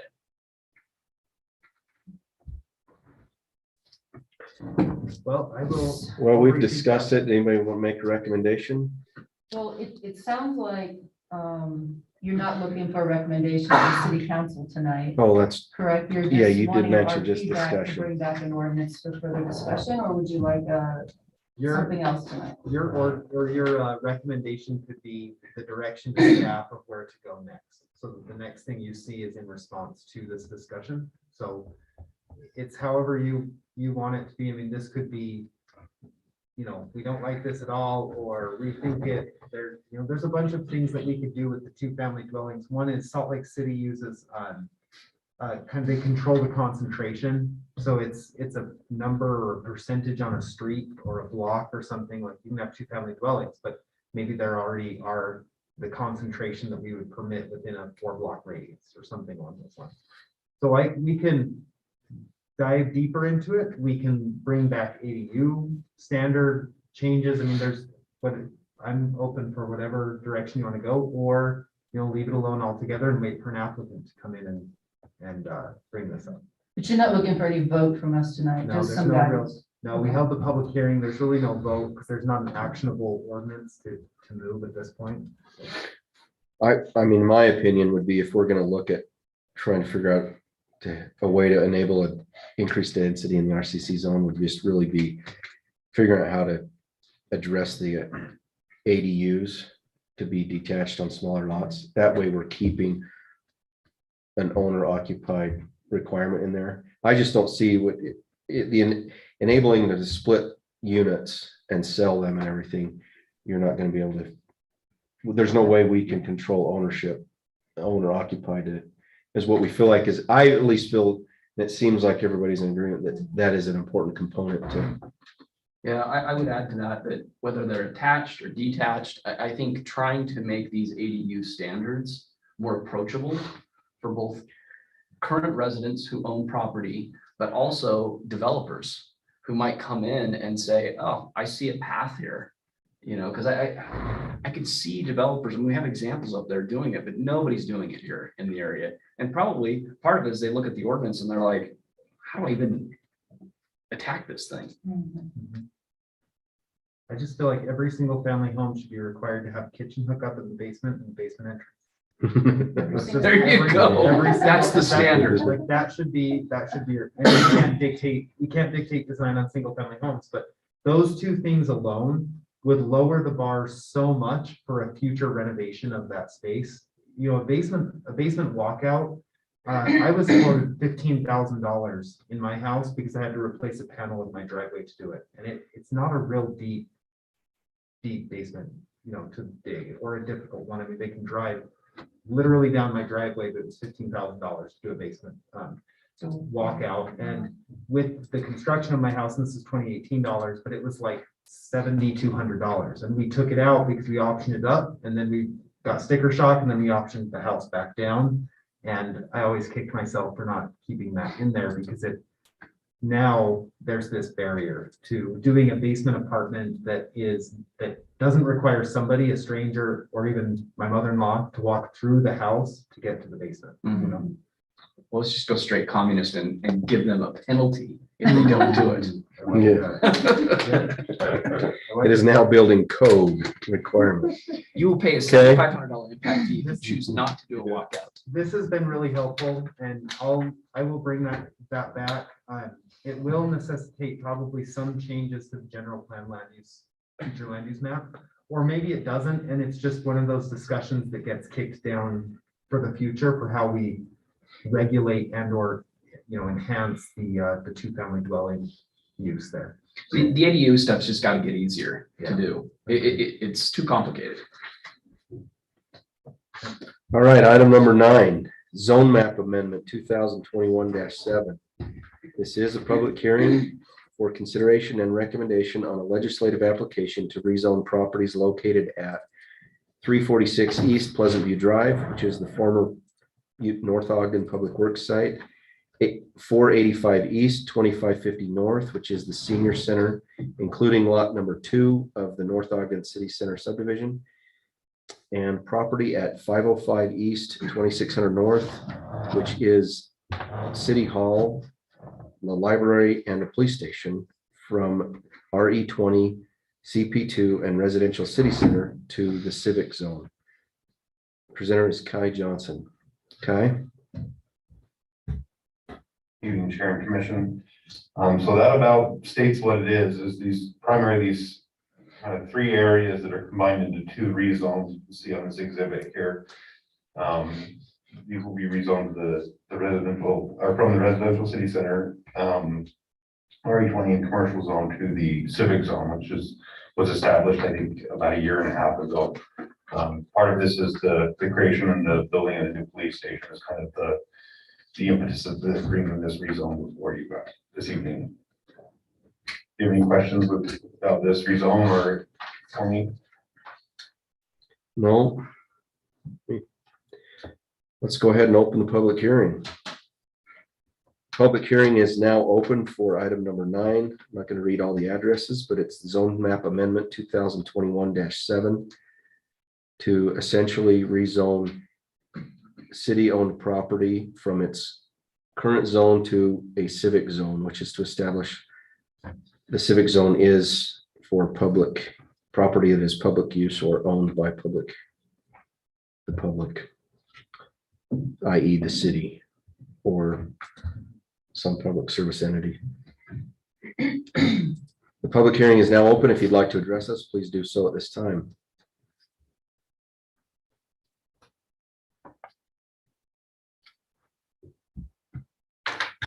Anything online? No. I move we close the public hearing. We have a motion to close the public hearing. All in favor? Aye. Aye. Any opposed? All right, consideration and a recommendation, discussion. I move we approve this item as stated. Oh, we have a quasi-public staff comment back there. Go ahead. Lauren? You took into account the potential project addition for the dog dentist area that's going to be. No, Did you say dog dentist? Dog dentist. That animal hospital. So, John's gonna highlight a section. See that little triangle right there? That's on the southwest side of the old Public Works, the old fire building that's there. And the animal hospital intends to purchase property from the city. They will do their own rezone, partially because we don't have the boundaries of that area yet. So that, as part of their request for their parking lot expansion, will be a rezone to C2, commercial C2. Part of that, that's actually one of the reasons that the city is initiating the rezone on the remainder of that to civic, is it changes the separation requirements between the two uses. So right now that's RE20. So when that dentist or that dog dentist, that animal hospital that's been there for so long expands their parking lot, they'll all of a sudden have to build an 8-foot fence to separate them from the old Public Works because it's residentially zoned. So this is kind of a goodwill gesture and also cleans up one of those properties owned by the city to rezone it civic. In the future, these will come in as sort of lumped rezones to civic, probably with site plans to review. But I think in most cases, the site plans we're not doing a lot of changes. The city hall, city center area here, you've got a new public safety building that'll be constructed. And so we're picking up properties that were formerly residentially zoned and making them all civic zoned. And then the planning commission will ultimately have a chance to weigh in on the site plans. So good question, Lauren, that you The will animal see. hospital is not a part of the rezone. It's not. You'll see a future triangle carved off of that that'll be purchased by them, that we will see. Against my wishes.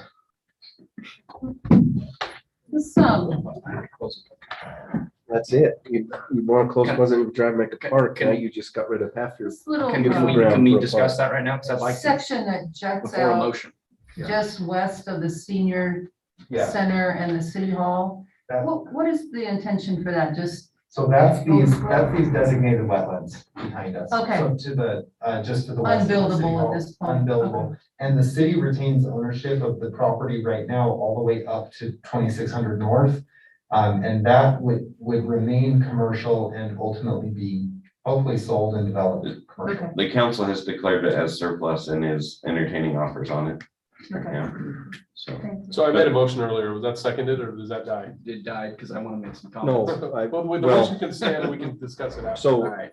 but as far as your comment to address it, Yeah. right now we're commercial zoning it to civic zone. So it would require a rezone to come out of that for these guys to be able to do what they want to do with it. Which it So- would have required a rezone anyways, because it's already. Either way, it's gotta be rezoned. Yes. It's more, we have to reach out to the council and recommend, hey, we would rather see the park expansion and the road closed than, I mean, it's a whole issue. How do you get, I access to just their want to lower put something on the parking. record that I Yeah. think it's a good idea. Yeah, I agree with you. I don't think the city council does. And so I would encourage you to go to city council or send them an email or something and let them know. Because in my impression from my meetings with them, in workshops and stuff here, is that they don't like that. Why? I don't know. I couldn't speak for them. Isn't that not what we've heard is that we had a resident come to the city council meeting I was in, and request that road not be closed ever. The road closure, which is part of what the project he's talking about, right? And I know this resident because she's my sister-in-law, and I disagree with her on this, and so does her husband. But the city council battered that back and forth in that meeting, and I believe, I don't want to speak for them, but I believe the sentiment was that was gonna remain a road that was open, and I didn't. yeah, we make it so you can't turn left off Washington onto it. It sounds looking to me like, It's stop like, speaking well, for the that's city half the council. reason. but- No, that Used, it, so. there was a lot of discussion and I think the council's saying they're not gonna make another big change until that light goes in. And there's still, everything's still open for discussion, Oh, and that's good. meaning the light that's over here. The You vibe just I have to got- figure out how to get Mm. access to that lower parking lot of the dog dentist. Yeah. Building. I do think as part of this, that needs to be something considered. I think it makes a lot of sense to close Pleasant View Drive and reroute traffic a little bit But there. that It's could a be mess. closed. That could happen regardless of the zone it's in. I recognize that. But every time. we His kind of sentiment touch is this more area- like, hey, don't sell that property. Yeah, Because you're more locked into like, well, we can't Exactly. expand the park really. exactly. I think that as part of every little change we make, we need to be looking at that. That thing has been an awkward turn since I was 16 years old and had to make the turn. It's still an awkward turn. It's awful. And there's a lot of benefit to the city in closing that, expanding the park, doing whatever. The busiest and park we have in the It'd be a city. cool Yeah, plot. rerouting traffic. Opening up the stream again. And there's Yeah. only more traffic to make it more crazy. And yeah, they may want it to have a dog dentist or whatever the heck they want to do there, but that's a valuable It's just parking lot spot is for what the, it's, yeah. that's It's why a I'm like, valuable I don't spot think for the we city. need it. It's visual. It's important. You know, why do we have that road? We could use it for other uses, you know? I think we need to be There's really much smart more, about I that. mean, yeah, I agree. There's much more potential benefit down the road for the residents of the city than a few dollars right now for the benefit of a business. 100%. And I don't know who did this. I've always assumed it was Lee's, but that, you know, prior to that, do you remember coming out of that park was a stream that ran on the north side of Lee's? Oh, yeah. And it was piped and covered and probably for liability reasons, but I would love to see the city looking to opening that up and making that a place where feeding the ducks isn't all just in that, you know, it's a whole stream. Yeah. And- Spread the and, rats yeah, out. Yeah. But yeah, I guess I agree with you. I can appreciate that. Although, no, I just, like, you know, so when I made a motion, and it can die, I'm totally fine with that. But it doesn't necessarily mean we have to vote on it right away. As a matter of fact, I think we've been encouraged in here to make a motion, have something to talk to, even if you shoot it down. And so that's why I shot out of the gate with that Yeah, motion. so the motion currently is to approve a positive recommendation on the zone change of the underlying zones to the civic zone on the outlying property. No uses, no site plans, nothing, just the zone change. I'll go ahead and second that as well. Okay, we have a motion and a second. Any other discussion? All right, Commissioner Barker, we'll Is there start other with you. discussion? I mean, Yes. Did you get it? Yes, Commissioner Arner, Yes. Commissioner Mason, yes. Commissioner Lunt, Yes. Commissioner Webb, No. Commissioner Nancaro. Yes. And I vote yes to a rezone and no to a sell.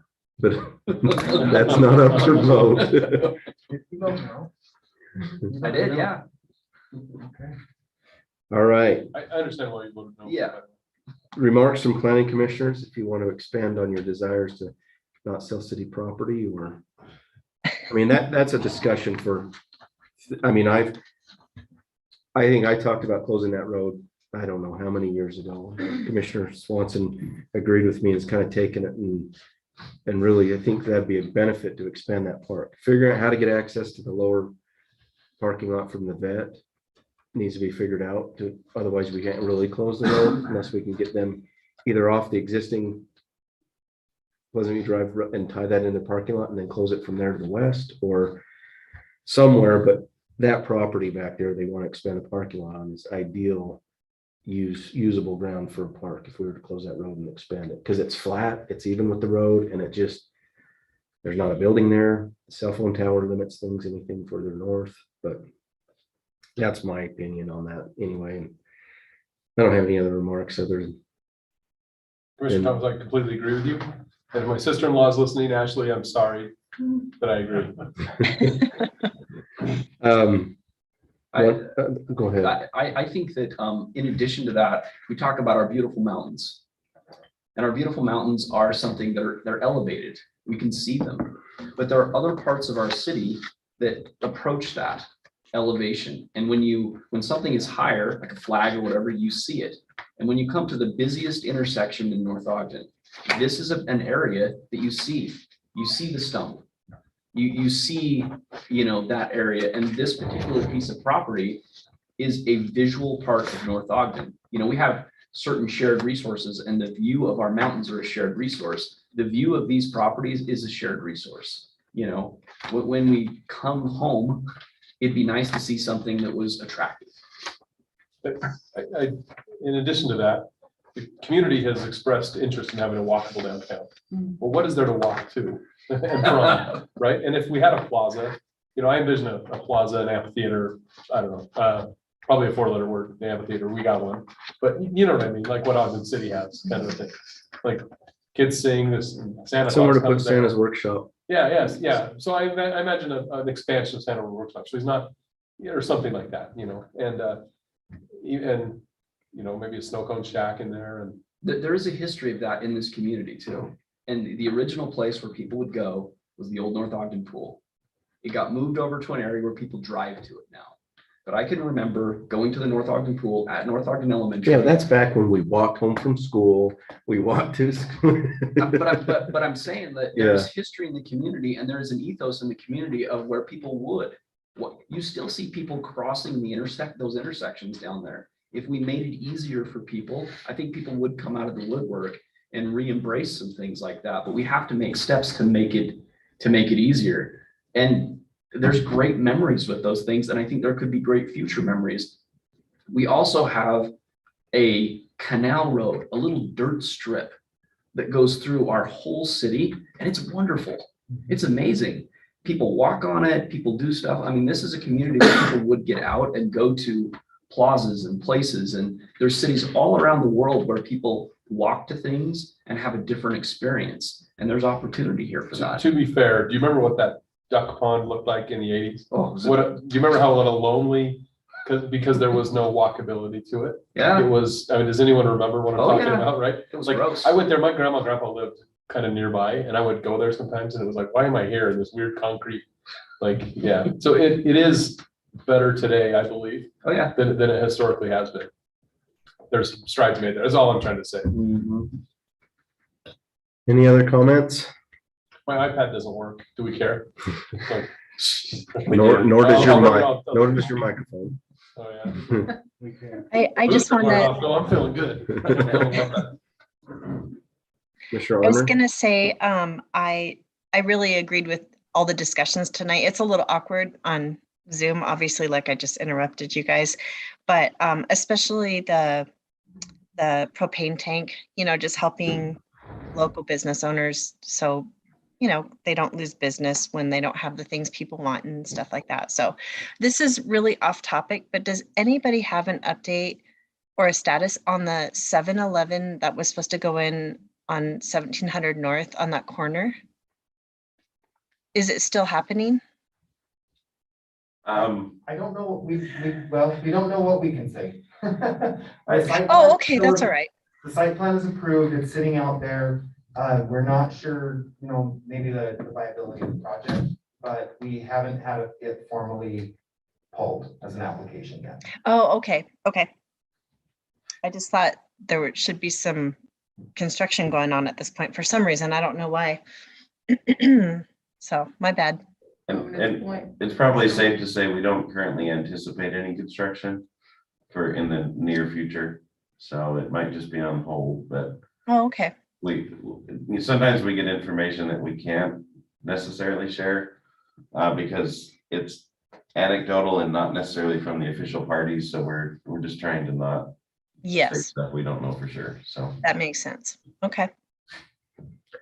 Well, we got some snow up here on the higher. My daughter poked her head in and said it's snowing up here. So drive safely, everybody. Thanks. Mr. Arner, I don't know when your last meeting is, but it's been a pleasure working with you. You guys are seriously the best. Like, I've really loved getting to know every single person and just learning the things I have really from all of you. And no, I appreciate it. And sorry about that last meeting. I really was just being a dingbat and reading my titles wrong. But and I plan, Scott asked me if I could come to the next one because I thought my term ended in December. And so I'll plan to be there unless it's like really bad weather again, because I don't have the right car. Remember, my Bronco's been on order forever, ever and ever. I know the feeling. Yeah, and I'm not familiar enough with Steve's car to really feel like I want to try to figure that out in the dark and the cold. So as far as the 4-wheel drive, but anyway, but no, you guys are like, it's been great. The friendships and just, it's really nice. Thank you so much. Thank you. Scott, I've got, what is this? November 3rd minutes over here. Did those get approved? And you're just looking for a signature? Yeah. Because I just noticed they weren't on the agenda. Yeah, So they were signed. I think I had Brandon Mason sign those, and the city recorder said that we can get a chair signature on them. And just like the checks at home, just like the checks at home, the paper boy asked for his wife to sign them. Brandon Danger. Can I give a? Yes, Scott, go ahead. Yeah, so thank you, Commissioner Arner, for attending. I apologize that I didn't know exactly when her last meetings were as well, so it'll be through this month. And then we have applications for planning commission out right now. I've received and reviewed one and sent it forward to the mayor. If you know anybody, please send them forward. If you know anybody who's south of 2600 North, I think that would be really good representation to get some, just broad city representation for folks. So anybody recommend that and have applications come in. Will you reach out to, I can't remember her name. She lives in Mystery Meadows. She's on the General Plan Steering Committee. Yeah, so I have. Okay. Yeah, I have. Wait, Scott Parker technically lives south of 2600. Okay. No, you're right. I got this guy. He does. You're right. Yeah, I delivered it. Yeah, I delivered it. Yeah. and we actually have gotten a few more in Okay. after the one you saw. So we've at least got some for the What's the mayor and deadline? council to review. Is it come and gone? Is the deadline come and gone? Technically, the original first review is usually what we call it was December 7th. But you'd we still didn't have accept- any on that date. Okay. So Got it. Did you receive one yesterday? I think it went to Susan, so that might be one of the ones we're talking Throw about. names for you to reach out to? Will you send them to me? I will. And then the other thing I wanted to update the planning commission on Village of Commons Point. So we had a meeting last night at city council. They confirmed the apartment changes to the development agreement. They felt like that was appropriate, the turning of the building, the changing of the interior parking. There was quite a bit of discussion about the clubhouse and the merits of the size of the clubhouse and what's going on there.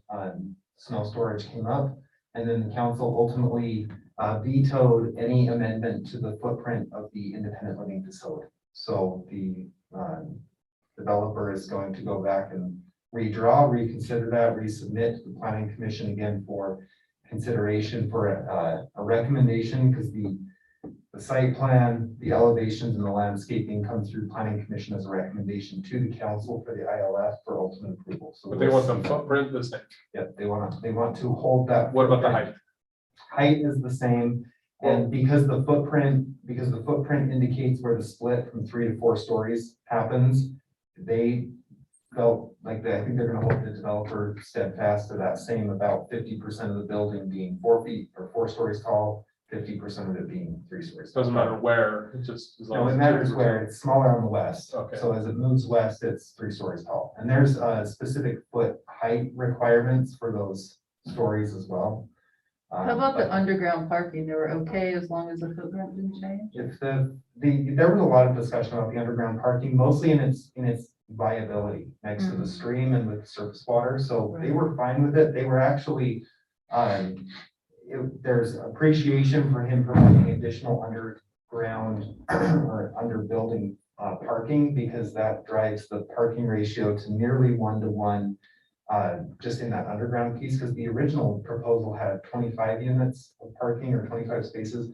This one was 61 of 68 units in the building. So it was a net parking increase generally, but yeah, lots of public comment, lots of participation last night. It was an interesting Well, I meeting. can imagine. I'm sorry. Just wanted to provide that. Fun stuff. And they also said they are gonna require the trail along the creek Correct. connection. Cool. So, Good for that.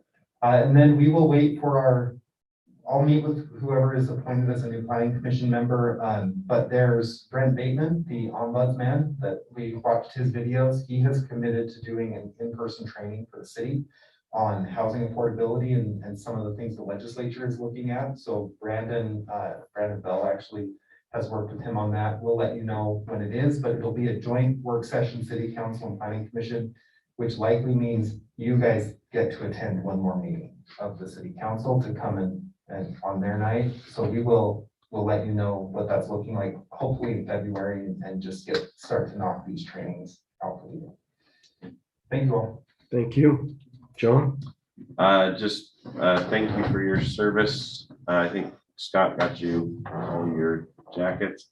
And I got a message from one of the people who commented and just said they appreciate the discussion after the public comments and the way that this group is engaging and responding to what's being said, as opposed to just ignoring and moving on, which I think is one of the strengths of this commission that we've always seen, with how dynamic this group is. So, I can honestly say, like, this particular meeting, Mr. Lippert and Ms. Casey's comments actually were very helpful on a couple of different topics. Yeah. So I appreciate their input. Yes, they were. I also, and I've said this in here before, I appreciate a split vote.